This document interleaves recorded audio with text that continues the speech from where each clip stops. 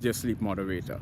It affects the endocrine system. So when you get into a number of different psychopathological disorders, right, you have to take a multidisciplinary approach because many areas have to be taken into consideration, primarily metaphysics and phenomenology, the structure of consciousness and the human experience, how some psychopathological illnesses, right, how sensory perception or sensory modality, auditory, optical, olfactory, tactile, and gustatory, and I'll say kinesiology, not because it's a sensory modality, but it acts as that sometimes in neuro-linguistic programming. That's a different subject. So you see, multidisciplinary, you have to take many different areas into consideration.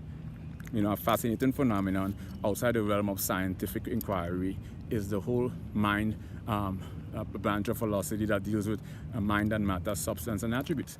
So multidisciplinary